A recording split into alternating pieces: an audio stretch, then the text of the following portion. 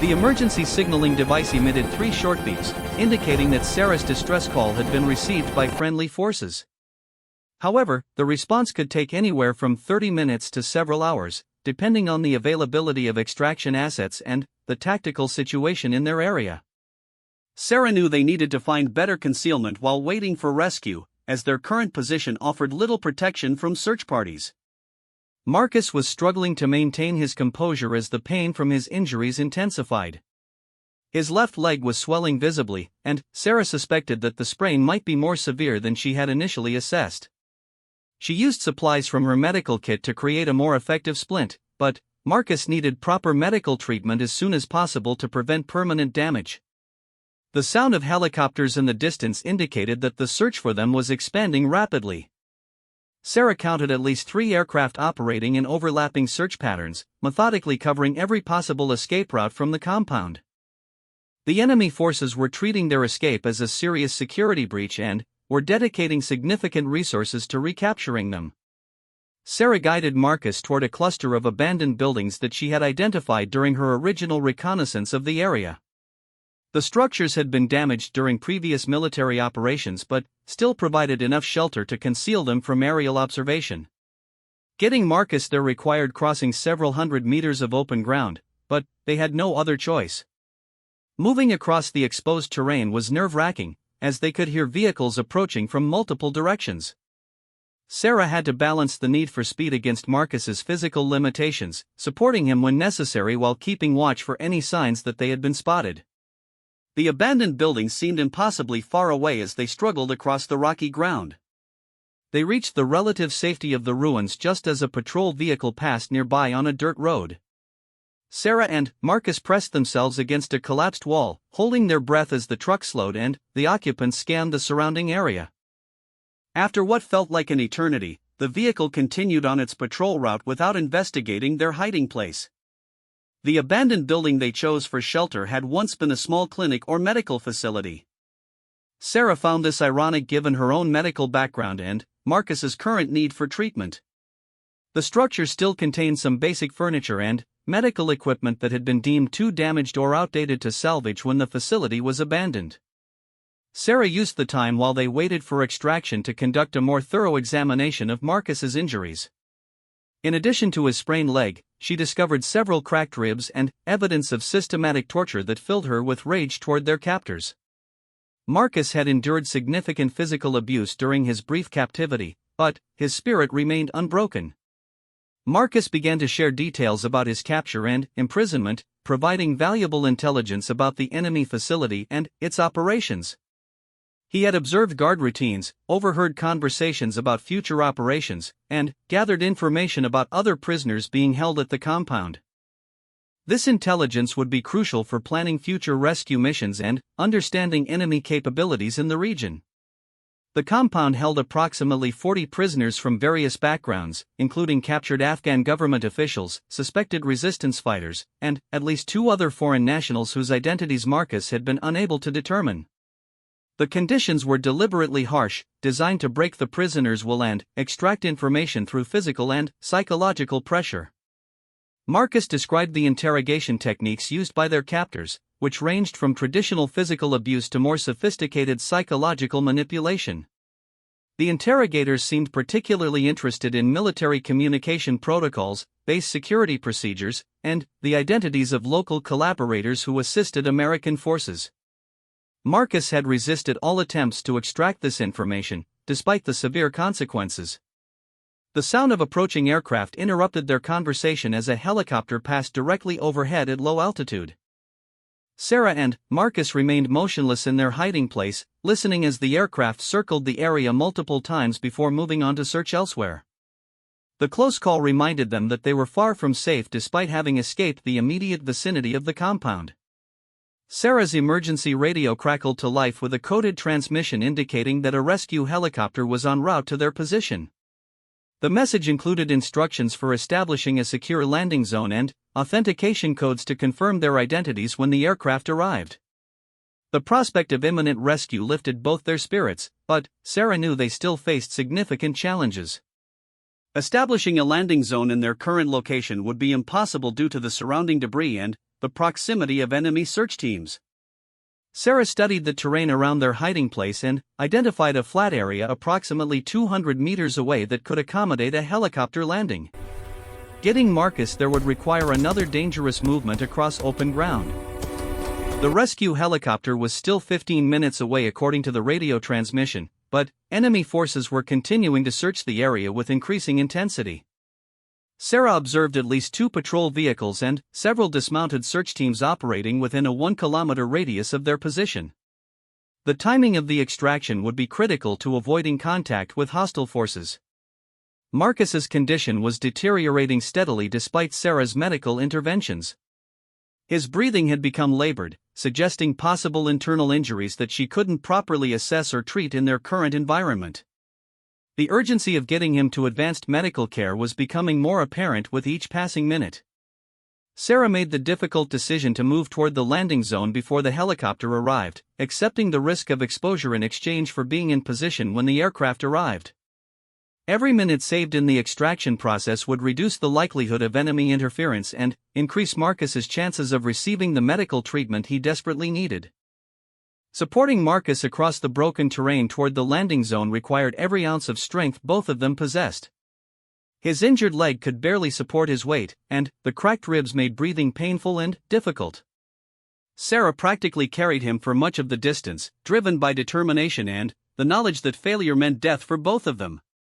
Halfway to the landing zone, they heard the distinctive sound of the rescue helicopter approaching from the south.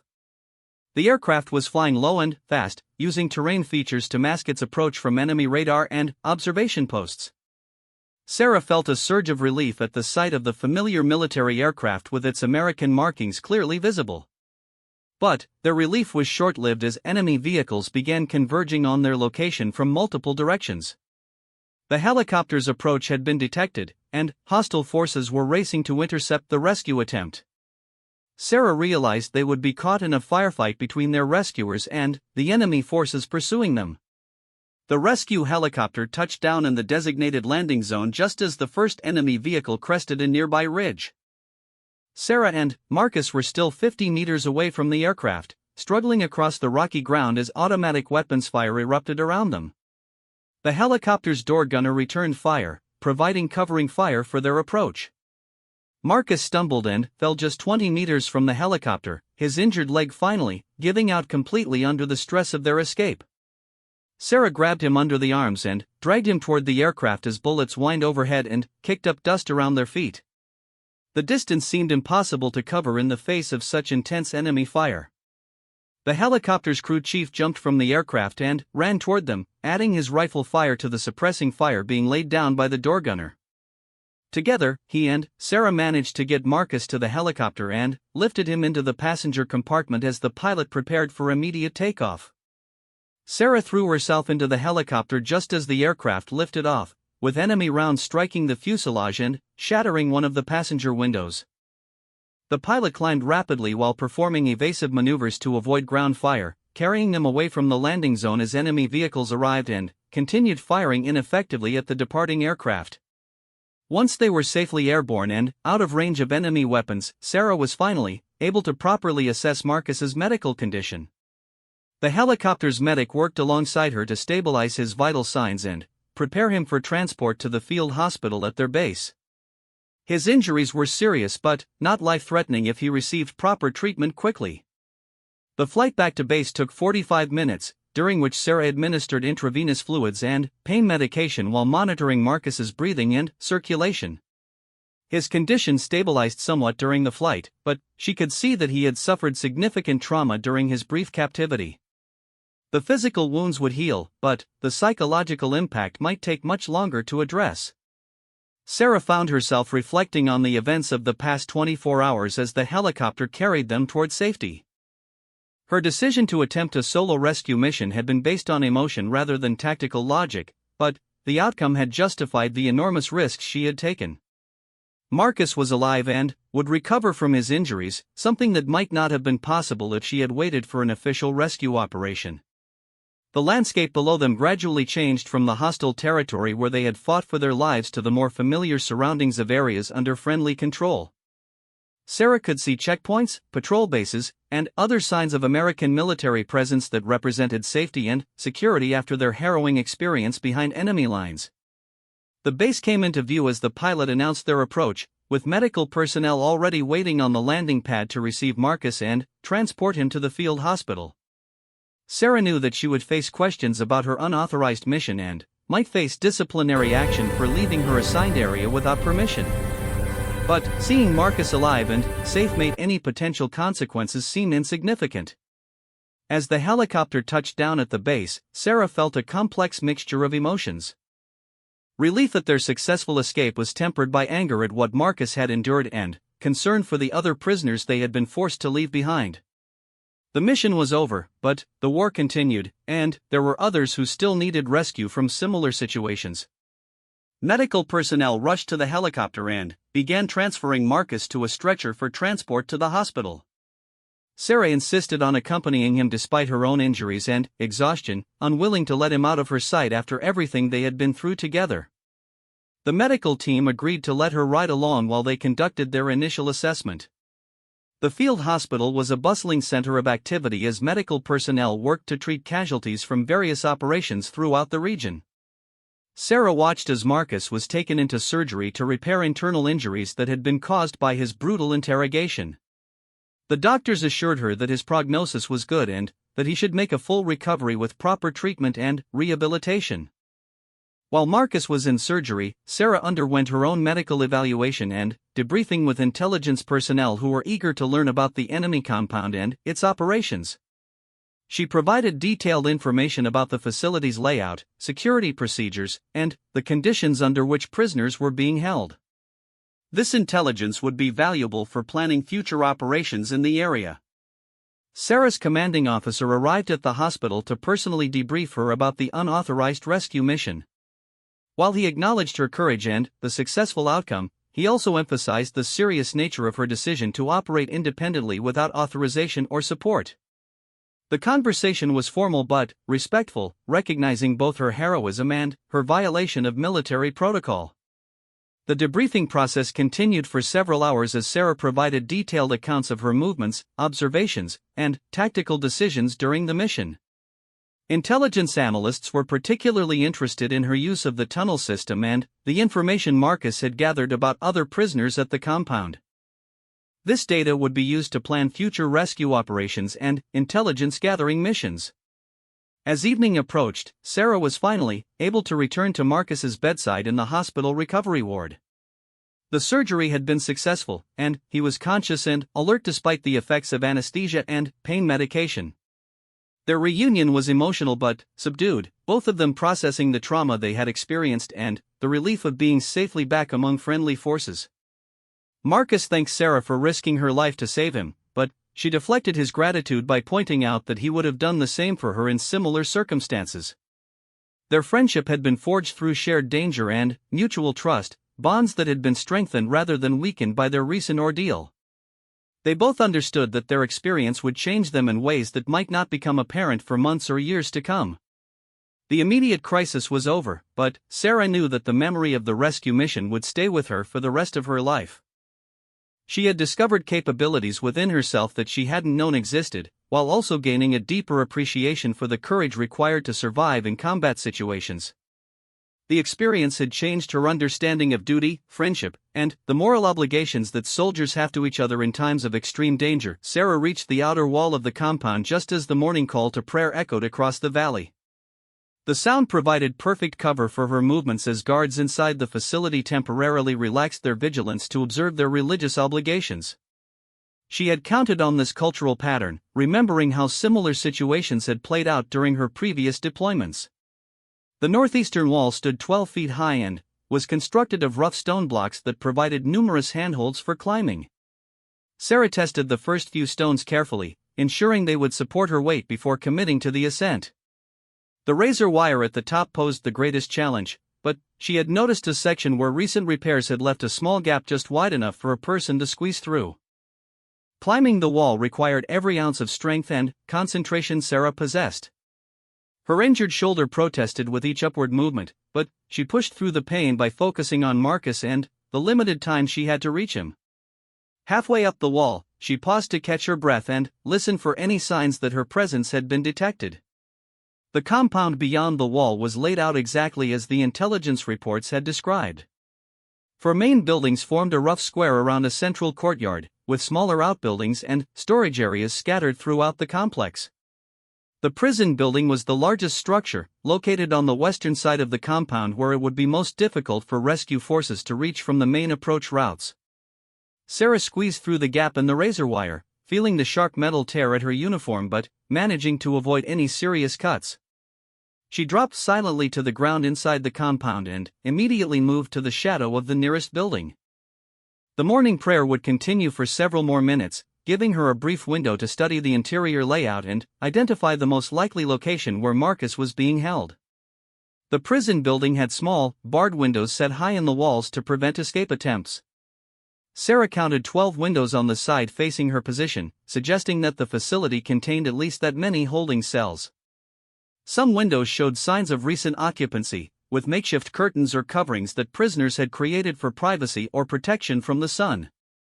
Moving between buildings required careful timing and an understanding of the compound's daily routines. Sarah observed workers beginning their morning tasks, guards taking their positions for the day shift, and civilians who appeared to be family members of the facility's personnel. The presence of non-combatants complicated her mission significantly, as any violence would put innocent people at risk. Sarah reached the rear of the prison building without being detected, but the next phase of her mission would be far more dangerous. She needed to gain entry to the building and locate Marcus among what could be dozens of prisoners. The intelligence reports had suggested that American captives were typically held in isolation cells on the building's upper floor, separated from local prisoners and resistance fighters. The prison building's rear entrance was secured with a heavy wooden door reinforced with metal bands. A single guard stood nearby, but he appeared more focused on watching the compound's interior than monitoring the door itself. Sarah studied his patrol pattern and identified a brief period when his back would be turned toward her position. When the guard moved to investigate a disturbance in the courtyard, Sarah slipped from her hiding place and approached the door. It was secured with an old-fashioned key lock rather than modern security devices, making it vulnerable to the lockpicking skills she had learned during specialized training. Working quickly but carefully, she manipulated the pins inside the lock until she felt the mechanism turn. The interior of the prison building was dimly lit and smelled of unwashed bodies, fear, and despair. Sarah found herself in a narrow corridor lined with cell doors on both sides. The sounds of human misery echoed through the hallway as prisoners coughed, shifted in their sleep, or whispered prayers in various languages. The conditions were far worse than anything she had imagined. Sarah moved silently down the corridor, listening at each door for any indication that Marcus might be inside. Most cells contained multiple prisoners, and the variety of languages and accents suggested that people had been gathered from across the region. Some prisoners appeared to be local villagers caught in security sweeps, while others seemed to be fighters captured during recent operations. At the end of the corridor, Sarah found a staircase leading to the building's upper level. The steps were wooden and showed signs of heavy use, but she tested each one carefully to avoid creaking that might alert guards or prisoners to her presence. The upper floor was quieter than the ground level, suggesting that it housed fewer prisoners under more restrictive conditions. The upper corridor was shorter than the one below, with only 6 cell doors visible from the stairway. Sarah approached the first door and listened carefully for any sounds that might indicate Marcus was inside. The cell appeared to be empty, but she checked the small window to be certain before moving to the next door. The second cell contained a single prisoner who was clearly in poor condition. Through the window, Sarah could see a man lying on a thin mattress, his face swollen and discolored from recent beatings. The prisoner wore the remnants of what might have been a military uniform, but Sarah couldn't identify him from her position. Moving to the third cell, Sarah heard a sound that made her heart race. Someone inside was humming a song she recognized immediately, Sweet Caroline by Neil Diamond. It was Marcus's favorite song, something he sang constantly during their deployments together. He had joked that the upbeat melody helped him stay positive during the worst situations they encountered. Sarah looked through the cell window and confirmed what she had hoped to find. Marcus was sitting against the far wall, his hands bound behind his back and his left leg extended at an angle that suggested injury. His face showed signs of interrogation, but he appeared alert and aware of his surroundings. Most importantly, he was alive and appeared to be in relatively stable condition. The cell door was secured with a heavy padlock in addition to the key lock, requiring Sarah to use both her lockpicking skills and a more direct approach. She worked on the padlock first, using tools she had improvised from items found in the tunnels. The mechanism was old but well-maintained, requiring several minutes of careful manipulation before the shackle clicked open. The key lock proved more challenging because it was a different design than the one on the building's entrance. Sarah had to work by feel in the dim light, listening for the subtle sounds that indicated when each pin was properly aligned. Sweat dripped from her forehead as she concentrated on the delicate work, knowing that discovery at this point would doom both herself and Marcus. When the lock finally turned, Sarah eased the door open just enough to slip inside the cell. Marcus looked up in shock, his eyes widening as he recognized her face. Sarah quickly placed a finger to her lips, signaling for silence while she cut the ropes binding his hands. The reunion they both wanted would have to wait until they were safely away from the compound. Marcus's whispered words were barely audible but filled with emotion and gratitude. He had given up hope of rescue and assumed that his capture would end in execution within a matter of days. Sarah quickly examined his injuries while explaining her plan for getting them both out of the compound. His left leg was sprained rather than broken, painful but not incapacitating if he could tolerate the discomfort long enough to reach safety. The sound of approaching footsteps in the corridor below indicated that the morning guard rotation was beginning earlier than Sarah had expected. She helped Marcus to his feet and supported him as they moved toward the cell door. The next few minutes would determine whether her rescue mission succeeded or whether they both became permanent residents of this nightmare facility. Sarah had planned for the possibility that Marcus might be injured and unable to move quickly. Her alternative escape route led through a small window at the end of the upper corridor, then across the roof of an adjacent building to the compound's eastern wall. The route was more exposed than her entry path but offered their best chance of avoiding the guards who were now moving through the building below. Getting Marcus through the window required significant effort from both of them. His injured leg made it difficult for him to lift himself to the window ledge, and Sarah had to boost him from below while maintaining absolute silence. The window frame was narrow and required them to squeeze through one at a time, with Sarah following after ensuring that Marcus had safely reached the roof. The roof of the adjacent building was made of corrugated metal that threatened to buckle or make noise with every step. Sarah and Marcus moved across the surface by distributing their weight carefully and testing each section before committing their full body weight to it. The morning sun was climbing higher in the sky, reducing the shadows that provided concealment and increasing the risk of detection from guards in the watchtowers. Reaching the eastern wall required crossing an open courtyard where several guards were visible at various posts around the compound. Sarah studied their patrol patterns and identified a brief window when their attention was focused elsewhere.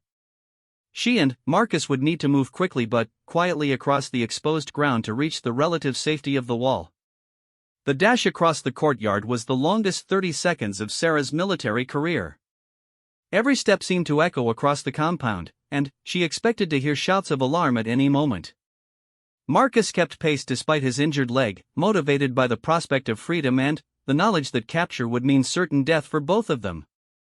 They reached the base of the eastern wall without being detected, but the next challenge was getting over it while Marcus was injured and without the handholds that had aided Sarah's entry on the northeastern side. The eastern wall was 12 feet of smooth concrete topped with razor wire, presenting an obstacle that seemed nearly impossible to overcome with their current limitations. Sarah remembered seeing construction materials near the wall during her reconnaissance. A pile of concrete blocks and metal pipes had been left near the base of the wall, presumably for maintenance work that had been postponed or abandoned. These materials could provide the boost needed to reach the top of the wall if they could be arranged properly without creating noise that would alert the guards. Working together, Sarah and Marcus carefully stacked concrete blocks to create a makeshift ladder. Each block had to be positioned silently and tested for stability before adding the next level. The work was exhausting for Marcus in his injured condition, but he pushed through the pain knowing that their lives depended on speed and stealth. The improvised ladder gave them access to the top of the wall, but the razor wire remained a significant obstacle. Sarah used her combat knife to carefully cut through several strands of wire, creating a gap just large enough for them to squeeze through. The process was slow and dangerous, as any mistake could result in serious cuts or noise that would compromise their escape. Marcus went through the gap first, with Sarah guiding his movements to avoid the remaining wire. His injured leg made the descent difficult, and Sarah had to lower him as far as possible before allowing him to drop the remaining distance to the ground outside the compound. The landing jarred his injured leg, but he managed to remain silent despite the obvious pain. Sarah followed quickly, squeezing through the gap she had created and dropping to the ground beside Marcus. They were outside the compound, but they were far from safe. The alarm would be raised as soon as Marcus's absence was discovered during the next prisoner check, which could happen at any time depending on the facility's security protocols. The escape route Sarah had planned would take them back through the tunnel system to reach a rally point where they could signal for extraction. But Marcus's injury would slow their movement significantly, and the underground passages would be challenging to navigate for someone with limited mobility. Sarah had to balance the need for speed against Marcus's physical limitations. Moving away from the compound required crossing open ground where they would be visible to guards in the watchtowers if anyone happened to look in their direction. Sarah supported Marcus as they moved toward the riverbed that had provided her concealment during the reconnaissance phase of the mission. Every step took them farther from immediate danger but also deeper into hostile territory where discovery could come from any direction. The riverbed offered temporary concealment, but Sarah knew they couldn't remain there for long. The compound's quick reaction force would begin searching the surrounding area as soon as the escape was discovered. She needed to get Marcus to the tunnel entrance quickly, before the search expanded to include the areas where they were most vulnerable. Marcus's condition was deteriorating as the adrenaline of escape began to wear off and the pain from his injuries became more prominent. Sarah administered pain medication from her first aid kit and checked his vital signs while explaining the next phase of their journey. He would need to endure several more hours of difficult travel before they could reach safety. The entrance to the tunnel system was exactly where Sarah had left it, hidden beneath the concrete slab near the communications tower. Getting Marcus through the narrow opening proved challenging given his injured leg, but they managed to squeeze through and found themselves back in the underground passages that had enabled Sarah's approach to the compound.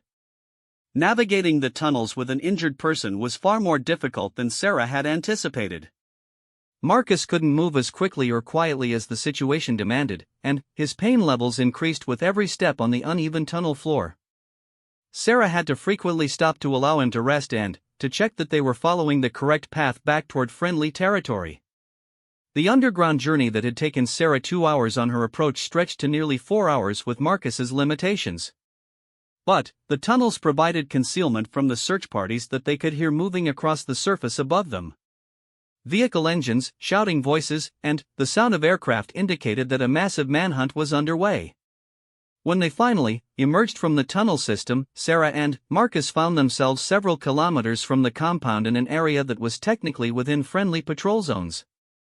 But they were still in hostile territory, and reaching actual safety would require either walking to a known checkpoint or successfully signaling for extraction without being detected by enemy forces who were actively searching for them. Sarah used her emergency signaling device to broadcast a coded message that would identify them as friendly forces requiring immediate extraction. The device had limited range and battery life, but it represented their best hope of reaching safety before enemy forces could locate and capture them. All they could do now was find concealment and wait for help to arrive. Captain Sarachin pressed her back against the cold concrete wall, her heart pounding so hard she feared the enemy soldiers might hear it. The abandoned warehouse in the outskirts of Kandahar had become her temporary sanctuary, but she knew it wouldn't remain safe for long. Through a crack in the boarded window, she watched the Taliban patrol move past, their voices carrying in the desert wind. 3 days ago, everything had been different. Sarah had been leading a routine medical evacuation mission when their convoy hit an improvised explosive device. The blast had thrown her from the vehicle, and, when she regained consciousness, she found herself alone in hostile territory. Her team was nowhere to be found, but she had heard the radio chatter before the equipment died completely. Staff Sergeant Marcus Rodriguez, her closest friend and the convoy's communications specialist, had been captured alive. The intelligence reports were clear about what happened to captured American soldiers in this region. Time was running out, and the official rescue mission would take at least 72 hours to organize. Marcus didn't have that long. Sarah knew the area better than most, having served 2 previous tours in Afghanistan. More importantly, she knew Marcus would never abandon her if their situations were reversed. Sarah checked her remaining supplies one more time. She had her sidearm with 2 full magazines, a combat knife, a small first aid kit, and enough water for maybe 2 days if she rationed carefully. Her radio was damaged beyond repair, cutting off any communication with her base. The GPS unit had been destroyed in the explosion, but she had memorized the terrain during countless missions in this region.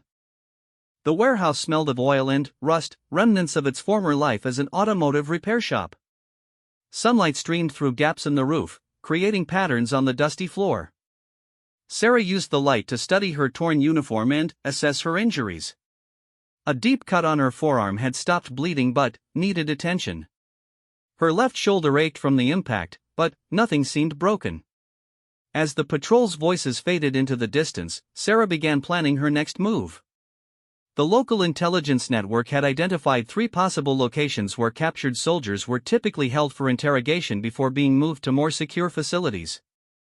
The closest compound was approximately 15 kilometers northeast, nestled in a valley between 2 ridges that provided natural protection for the occupants. Sarah had studied the compound's layout during previous mission briefings. It consisted of 4 main buildings surrounded by a high stone wall topped with razor wire. Guard towers occupied each corner, and the main entrance was heavily fortified. The facility housed between 30 and 50 enemy fighters at any given time, making a direct assault impossible for one person. But Sarah wasn't planning a direct assault. Her medical training had taught her to think systematically about problems, breaking them down into manageable components. This rescue mission would require the same methodical approach she used in emergency surgery. Every move needed to be calculated, every risk carefully weighed against potential outcomes. The first challenge was reaching the compound undetected. The route would take her through 2 villages known to be sympathetic to Taliban forces. She would need to move during daylight hours to avoid the increased patrols that operated after sunset. This meant finding a way to blend in with the local population or finding alternative routes that avoided populated areas entirely.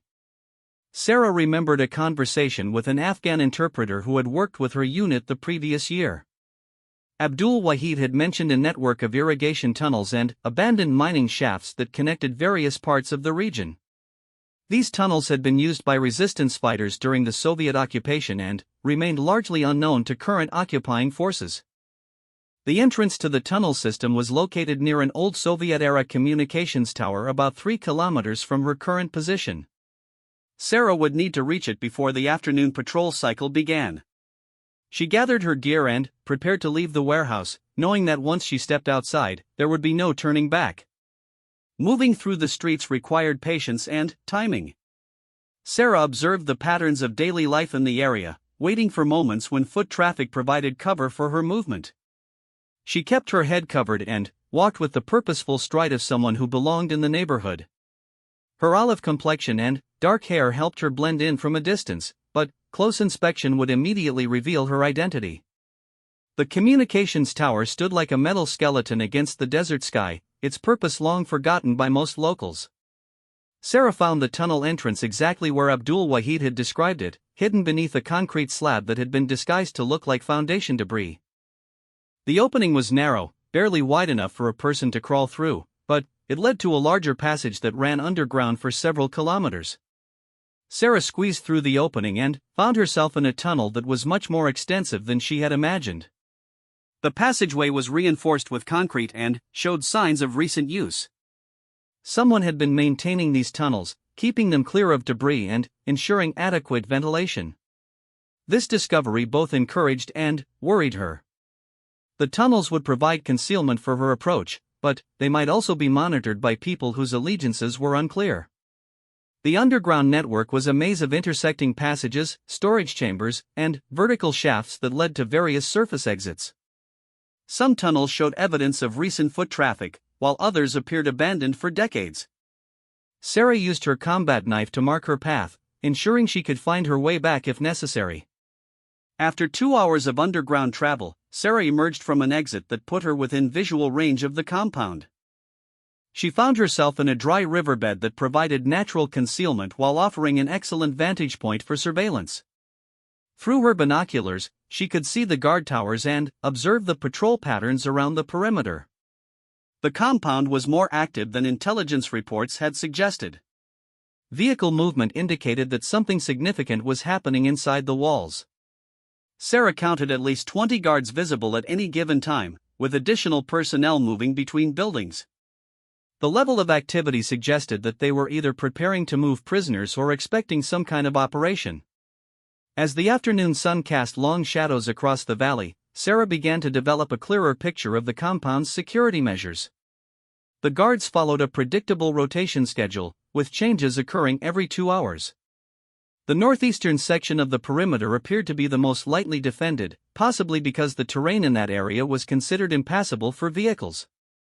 Sarah's medical training proved invaluable as she assessed the physical condition of the guards. Many showed signs of fatigue, suggesting they had been on heightened alert for an extended period. This could work to her advantage, as tired guards were more likely to make mistakes or overlook small details that a rested sentry might catch. The compound's water supply came from a well located near the northeastern wall. Sarah observed workers accessing this area throughout the day, and the routine appeared less structured than other aspects of the facility's operations. If she could gain access to the water system, it might provide a route into the compound that bypassed the heavily guarded main entrance. As evening approached, Sarah retreated deeper into the riverbed to avoid detection during the night patrol cycle. She used the time to refine her plan and consider various contingencies. The rescue would need to happen soon, before Marcus could be moved to a more secure location. Every hour of delay increased the risk that she would lose her only chance to save her friend's life. The temperature dropped significantly after sunset, and Sarah wrapped herself in a salvaged tarp she had found in the tunnels. The desert night was eerily quiet except for the distant sound of generators running inside the compound. Occasionally, she heard voices carrying across the valley, but the words were indistinguishable from her position. Sarah's thoughts drifted to her family back home in California. Her parents had never understood her decision to join the military, especially her choice to pursue combat medicine. They worried constantly about her safety and had begged her to consider a civilian medical career. Tonight, she wondered if they had been right to worry. But she also knew that Marcus had family who loved him just as much, and they deserved to see him come home alive. The sound of approaching vehicles interrupted her thoughts. Sarah pressed herself against the riverbank as a convoy of 3 trucks approached the compound's main gate. Through her binoculars, she watched as armed men emerged from the vehicles and entered the facility. The arrival of reinforcements would complicate her mission significantly, but she was committed to moving forward regardless of the obstacles. Sarah spent the remaining hours of darkness studying every detail of the compound's layout and guard patterns. She identified potential entry and exit routes, located the building most likely to house prisoners, and calculated the timing required for each phase of her operation. By dawn, she had a plan that was dangerous but achievable. The rescue mission would begin at first light, during the brief window when the night guards were being relieved by their daytime replacements. In those few minutes of transition, the compound's security would be at its most vulnerable. Sarah would have only one opportunity to penetrate the facility, locate Marcus, and extract him before the alarm was raised. As the eastern horizon began to lighten, Sarah prepared her equipment and mentally rehearsed each step of the operation. She checked her weapon one final time and secured her medical supplies where they would be easily accessible if Marcus required immediate treatment. The cut on her arm had healed enough that it wouldn't impair her movements, and her shoulder felt stronger after a night of rest. The compound stirred to life as the sun rose above the surrounding ridges. Sarah watched the guard change occur exactly as she had predicted, with a brief period of confusion as new personnel took their positions. This was her moment to move closer and begin the most dangerous mission of her military career. Sarah emerged from the riverbed and began her approach toward the northeastern section of the compound's perimeter. Every step brought her closer to either success or capture, but she refused to consider failure as an option. Marcus was counting on her, even if he didn't know she was coming. She would not let him down. The morning air was crisp and clear, providing excellent visibility across the valley. Sarah used the terrain's natural features to mask her movement, staying low and avoiding skylines that would silhouette her against the horizon. Her approach to the compound would be the most critical phase of the entire operation, requiring perfect timing and absolute stealth. As she reached the outer perimeter of the facility's security zone, Sarah paused to make her final preparations. The next few hours would determine whether she could successfully rescue Marcus or whether they would both become prisoners of an enemy that showed no mercy to captured Americans. She said a silent prayer and began moving toward the compound's northeastern wall, knowing that there was no turning back from the path she had chosen.